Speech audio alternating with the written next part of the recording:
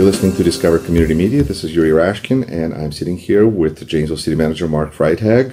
Mark, how are you? Good, Yuri. Great to be here. Thanks. Thank you, and thank you for answering the questions that good people have asked. I will begin with the first one. This came from Dan Hartung. Dan writes, with 4 major investments taking place in our downtown, what are the prospects for a renewed attempt to protect our historic resources with an overlay district? Will the city ever try to create a business improvement district such as the one that has been critical to the revival of Beloit's downtown? And I will add that this is a little bit before your time, but there's been at least 2 attempts to create a bid district where they would have taxation that would be gathered from tax money from the downtown area to spend on downtown, and both times it failed. So. Yeah, I think the idea of a bid, a business improvement district, certainly not new to the downtown Janesville area, but interestingly, a bid is not something that the city can drive or make happen.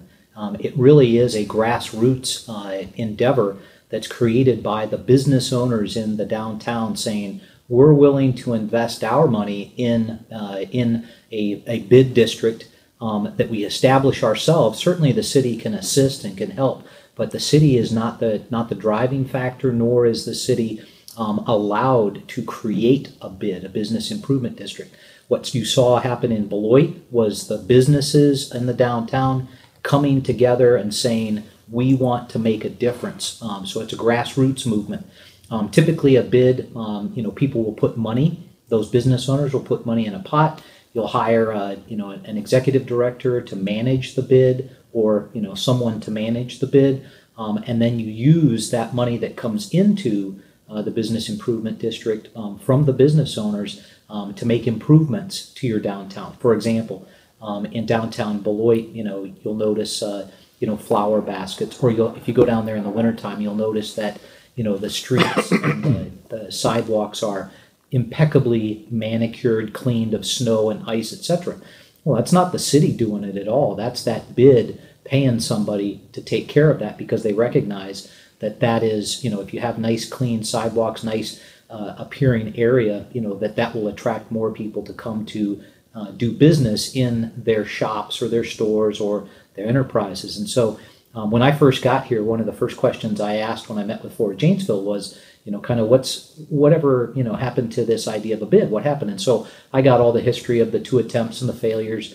And, there's some certain percentages where, if a certain, percentage of the business owners block it, it'll never happen. And I understand that's kind of what happened here in Janesville. But the bottom line is I talked to Ford Janesville, and the city, has actively talked to both Ford Janesville and the Downtown Development Alliance about establishing a business improvement district in the downtown. We would love to see that happen, but we can't make it happen. It's got to be grassroots business owners uniting, coming together to establish a bid. Most recently, I spoke with Ford Janesville Executive Board this summer.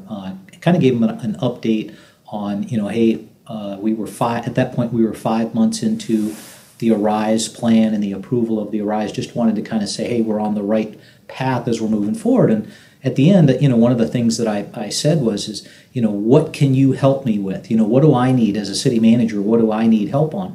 And I said, frankly, if you want to see Arise prosper and grow, the bid would be a key component of Arise moving forward. I mean, I can do the infrastructure improvements over time. Absolutely, the city can work that. And maybe we can get some people to donate some money to some of these, nicer to have projects and things in the downtown. But frankly, we really need the business community to step up and say, we want the bid. We see the value in putting a little bit of our own money into a business improvement district that then provides for that nice ambiance that they're looking for. And so, but as you did mention, you would love to see it happen. Absolutely, and frankly, I think the Westgate community, that corridor down there, that would be a great place for a bid. We could see a bid on Milton Avenue. I mean, those. You could see so it doesn't have bids. To be limited to downtown at all. No, not at all. It could. You could have one in the downtown. You could have one on Milton Avenue. You could have one out here on West Court Street. You could have one on the south side of town. It's really a question of, do those businesses see value in uniting to, work towards some kind of common purpose? And so the city is all behind it, but we can't will it. We can't make it happen. We can help, we can help facilitate, but it's really a grassroots effort. Okay, thank you. Next question comes from Lori Stadler, formerly Rock County clerk. Sure. Why is the city so hesitant to make a real investment, and she puts real in all caps, in our ice arena? The revenues from the Janesville Jets hockey program, coupled by the fact that we are short at least 6 sheets of ice, should show the need in this area and the potential for additional revenues. I am so unclear as to why this city promotes bars and chain store restaurants, yet the real family-oriented things that draw the young are backburnered indefinitely. P.S. Thanks for the chickens. Okay, yeah. I would say that, we're certainly not, neglecting our ice arena. In fact, the city has put in a significant investment, to expand the ice arena, to make sure that the ice arena stays at the right temperature, to improve the cooling system, to make sure that we keep ice, at the right temperature and sustainable throughout the year. So the city's put a lot of money, and I don't have off the top of my head the dollar amount, but it's been a significant investment just in the last, I guess, about 3-4 years. And so the city is certainly involved. The question is how much is the right answer, and there's only so much to go around. So. I look at our capital improvement plan, and we briefed during the budget cycle study sessions last week. We kind of showed the council a chart of where the comfort line is, which is in the general fund, as you would understand, Yuri. About $7.5 million worth of borrowing every year, is about our comfort zone, keeps us within our appropriate limits. Well, what we were able to show the council is that for 2016, we're already projected to be well over $1 million above that, and it only gets higher because there's a demand that, for things that, frankly, we just can't keep up with financially. And so, the question is for the community, where's that right balance? Is it the ice arena? Is it roads and infrastructure? Is it the downtown and the Arise plan? Is it, our trail system? Is it, new things in our parks, etc. Well, it depends who you ask, because if you ask somebody who's interested in hockey, well, then that's the priority number one. That's the priority number one. So, I guess the thing that the city does, and the city council certainly is sensitive to, is they listen to all this feedback, and they try and balance, all those competing requirements and come up with something that is essentially covers the full spectrum of municipal requirements. And I would share with you, I think that one of the great stories that I can share is when Dollar General came in, they contacted us earlier on in the year, and you can edit out any of this that you need to, but back in the spring they came in, and we were one of the first communities that they were looking at, but they were looking at a whole bunch of communities, and as they necked down to what's the right spot, it came down to Janesville, and I understand a town in Iowa, or city in Iowa, we sat at this table and talked with some of the leaders from the Dollar General Corporation, and I guess their point is that what made Janesville the place to come, and it was about quality of life. It was about location. It was about the opportunities that employees would have. It was about the workforce that was available. All things that put Janesville above the competitor in Iowa, because they said that frankly the TIF deals that were offered financially, they were pretty much the same.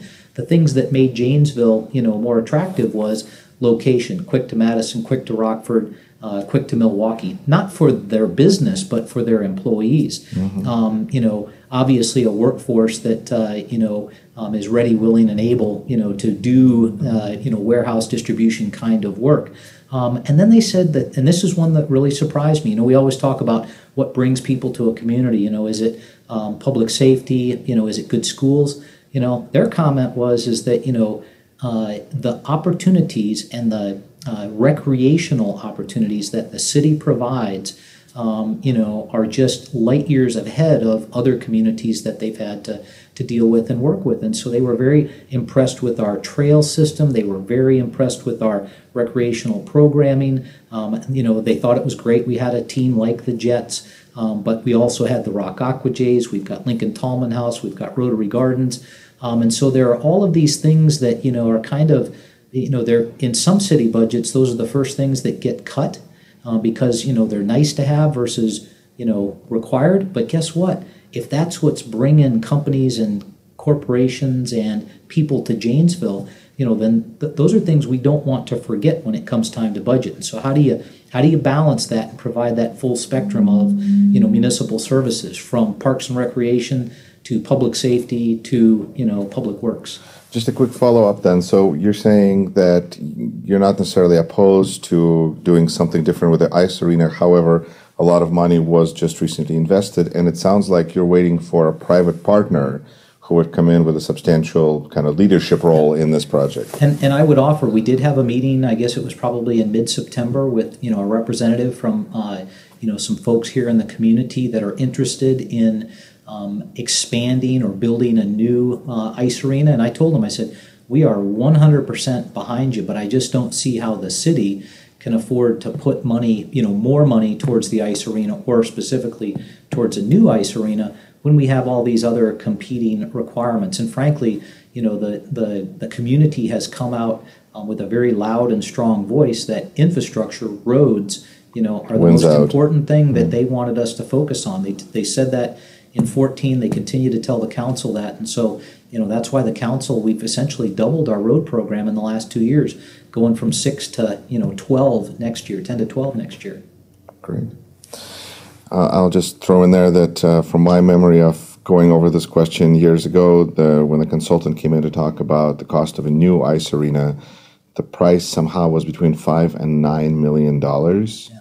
And that just sounds like a pretty big, hefty project. Yeah. Well, and another thing that I think is important for people to realize, especially when you're talking about private fundraising, is we have. There's a lot. I'm sensitive to it. I don't know whether everyone else is, but there's a whole lot of competing fundraising efforts that are going on within the community right now. And it's true in every community, but we've got the JPAC Outdoor Theater. There's a movement there. Hedberg Public Library wants to do a renovation. That's going to cost money. The city is looking for money to support Arise and downtown revitalization. I just found out that the Humane Society is looking at possibly building a new facility. You've got RCHS and the Tallman House and trying to expand their programming there, and it just keeps on going on, and so there are lots of competing efforts out there to raise money. There's only so big of a pool of people that essentially are able to fund those big programs. It seems though, and maybe this will tie into the next question, is that people look at that there's private interest, there's millionaires and organizations, and more power to them. Yeah. Hopefully they'll do some good things. But the city is supposed to be here for us. Yep. And so why doesn't the city do these things that we as residents want? So there's this just built-in pressure of expectations. And so the next question comes from Jenny Jelinek. Says, I would like to know if a youth center is being considered. There's nothing for kids to do in Janesville besides hanging out at the mall. And I will just add to that I think Janesville really has a perception problem, at least, of what there is for young people to do. Yeah. So your thoughts on youth center and a role that city can possibly play in such project? I'm certainly, it's something that, if the Parks and Recreation Advisory Committee wanted to take a look at that for something down the road, they certainly could. It has not come up. That's the first I've heard of a youth center, but it kind of goes back to that, that other comment about the ice arena. There are some people that, that ice arena or having a new ice arena is the most important thing in the world. There are others that, want now a youth center. There are others that, have talked about roads. There are other folks that, want this and that. And so, everybody has their interests. I was actually going to add to that, but somebody already asked a similar question and got many likes on it, and ties in with this one. What's happening with the old Menards? Are we going to get a youth center for kids to get off Milton Avenue at night? So people are looking at that old Menards building. There's a real I don't know what kind of communication systems you're using, because I can imagine, but through social media, youth and something to do for youth is a big deal in Janesville. And so Menards is just, it's almost like people are brainstorming, like, well, what about that building? What about this building? Yeah. So it is something to put people's minds. And again, the Menards building is a piece of private property, and so it's up for sale. And, frankly, I don't see the city having the kind of money that you would need to buy it and then to renovate it and turn it into something like a youth center. Does the city have a role in trying to recruit a private investor for certain projects that it sees as important? We certainly could. I mean, we could certainly, talk to folks about that. But, frankly, we've got a full plate right now just dealing with economic development, projects in the city. For the recreation piece, I would offer, one of the neat things about Janesville is our recreation division offers programming for, older adults all the way down to little toddlers. And I know that there's a huge component that provides specifically for, teenagers, for our youth. And so, I guess my question is has the individual that asked the question opened up the fall and winter activity guide or the spring and summer winter activity guide to look at all the neat things that recreation division provides? And that's above and beyond. I mean, that's one piece. What about what the school district already provides? What about private companies that already provide things here in the city for folks? And so I haven't heard that complaint yet. That's a first. But I wouldn't be surprised. I'm sure our rec division director, Shelley Slopak, has probably heard that before. Right. And I, it's even if not necessarily reality, it's certainly a perception issue. Mm-hmm. Sure. All right. Next question comes from Raven Wren. Does Janesville not have a system for cleaning up trash? Everywhere you go in this town is just absolutely polluted and disgusting. Trash, litter, debris all over in the parks, sidewalks, streets, etc. It is very disheartening and unappealing to see. I don't know what to say to that, because I know we have street cleaners, we have garbage pickup, we have automated garbage pickup now. Yeah. Well, I would agree. I mean, we you drive around town and you see that trash is blowing, and we have city crews that are out there that go to certain areas and do maintenance and do cleanup, but they can't be everywhere in the city 24/7, 365 a year. And so when they're out there, in a particular area, they're going to pick up trash, they're going to trim grass, trim trees, etc. But what I would offer is that perhaps the citizenry could, instead of walking by that bottle that's blowing around on the ground in front of them, or that piece of trash that blows by as they're walking down the street. I do it all the time. Instead of shaking the fist in the air and saying, "Where's the city?" Yeah, pick it up and put it in the trash can. I mean, we had a great, back in the 70s, if you remember the Keep America Beautiful campaign. I've seen the videos. Yeah, remember? Maybe it's before. It was before my time, yes. Before your time, but Keep America Beautiful. Pick up trash. Stop throwing stuff out your windows. But is it maybe then the job of the city to raise that awareness? Yeah, we probably could do a better job of raising awareness, and maybe that's something we should focus on in 16. I mean, I would tell you that one of the things that we did this year, I took my the city management staff, so myself, the deputy city manager, the public works director, operations director, parks director, assistants for both of those, and then a couple of the supervisors from the streets and parks crews, and we did what we called Gateway Pride Rides, where we were looking at these entry corridors coming into the city. Because my argument is that if you arrive in Janesville and it looks bad or whatnot, what causes you to want to go further and discover more about Janesville? So let's work on these corridors. And so this year, we specifically focused on Racine Street, Milton Avenue, West Court Street, and Center Avenue, and identified traffic lights that weren't working properly, stormwater sewers grates that were falling apart, curb and gutter sidewalks, you name it. If it was infrastructure that needed to get cleaned up and fixed, we've been focused on that this summer. But the other thing, while we were out there, I mean, we had 8 city employees walking along looking for all these problems. We also picked up trash, buckets and buckets and buckets filled with trash. But that was one day, and frankly, who's throwing the trash? I mean, stop throwing the trash. Oh, by the way, and if you do see trash, pick it up. Well, and I would also say that as a city manager, you're well paid to the point that is it a best use of your time to be picking up trash necessarily? There's to be other. I don't mind doing it. Trust me, because it drives me nuts. I don't like a dirty city. But I really think that it's a community effort, and so maybe we could convince the folks that sit at a stoplight to stop throwing their cigarette butts out the window, right. Because I'm just here to tell you from experience. You go to any traffic intersection in the city, and what you're going to find in the medians and in the curb and gutter are cigarette butts. They're all over the place. It's because smokers are throwing them. So stop doing that. That would help out. Okay. Not unexpected, a GM question. Catherine Love writes, will GM be clearing up all hazardous materials if left behind it in the soil or water and so on, so the site can be reused? Yeah, and I think the short answer is yes, they are responsible as the property owner for any environmental issues on their piece of property.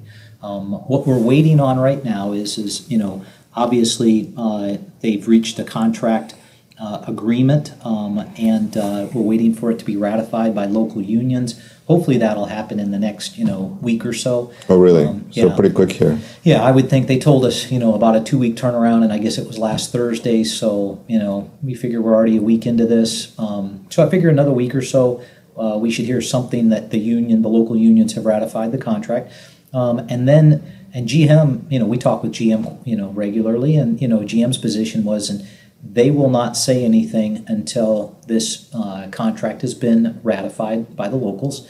And so, hopefully next week we hear something official from GM. But that's just step one. I mean, we're so early into this.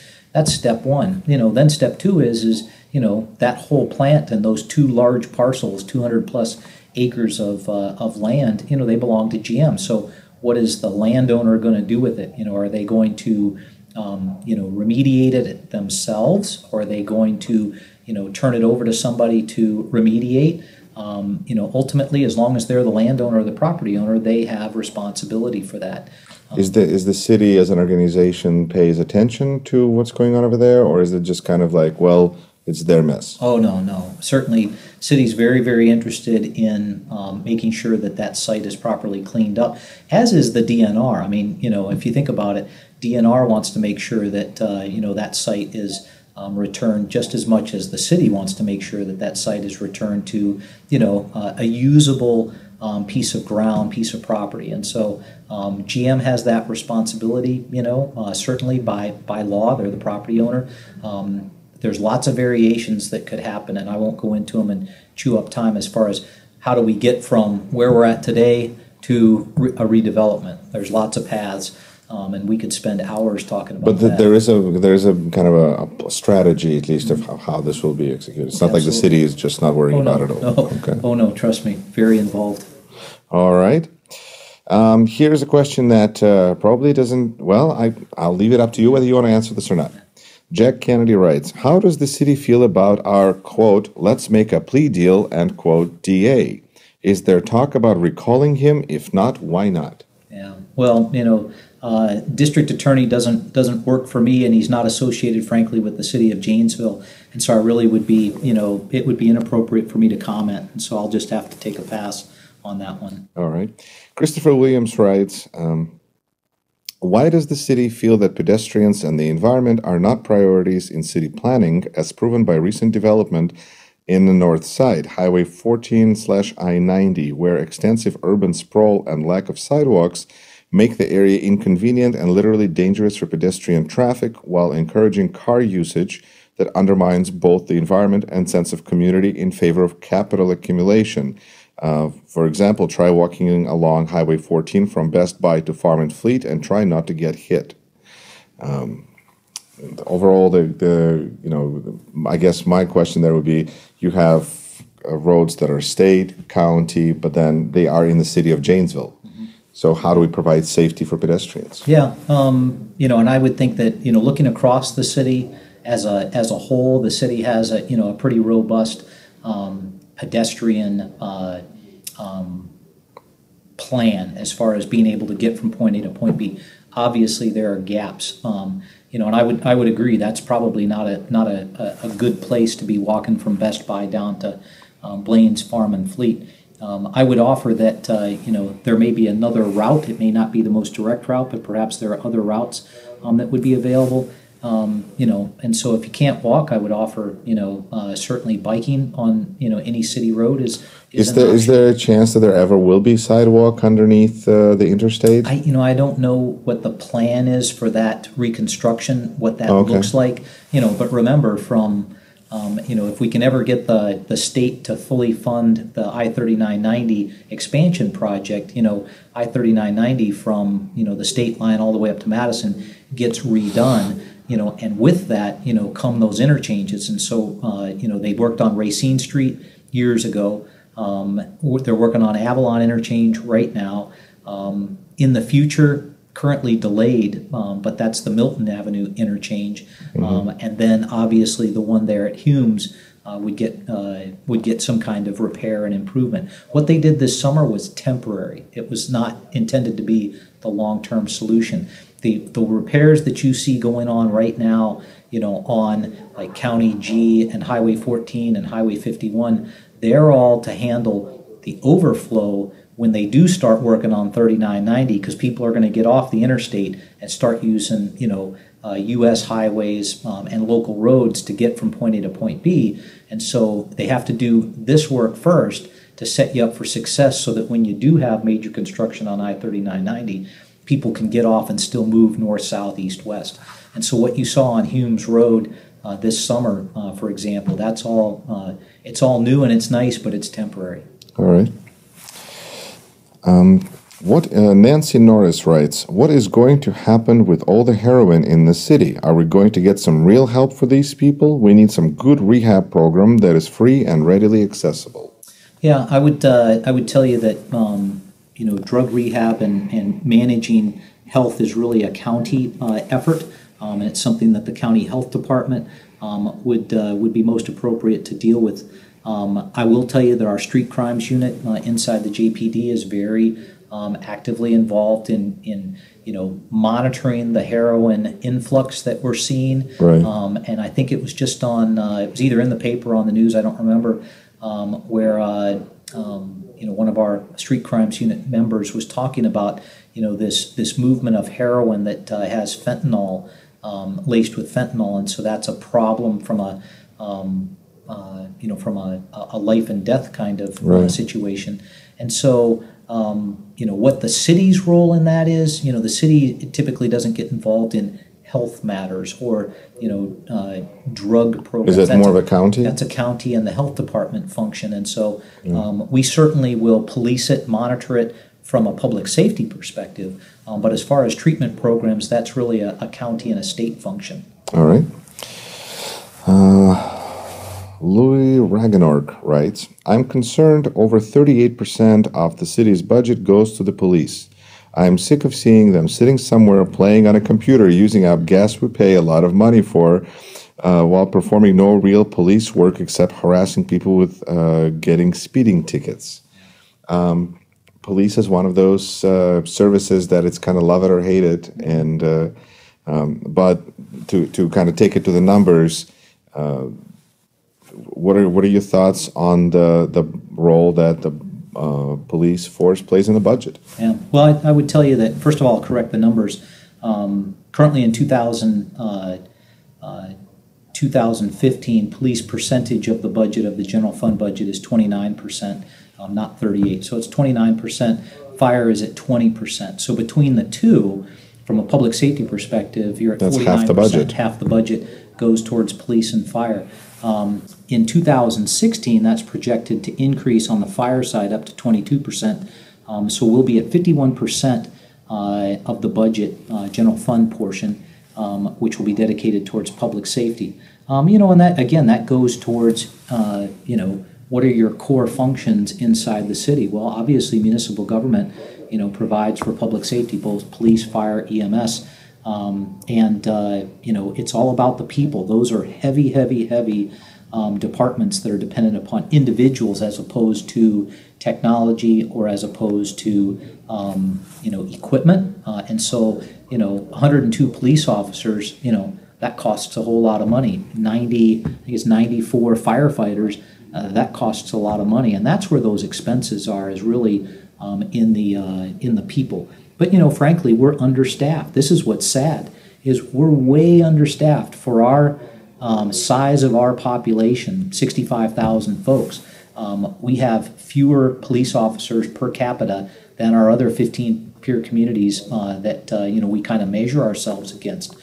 Same thing on the fire side. By the size of Janesville, right now today, the size of Janesville, just geographic size, we should have 7 fire departments and a whole lot more fire personnel to man those 7 fire departments. But we only have 5, and we still get it done. And so, it's just one of those things.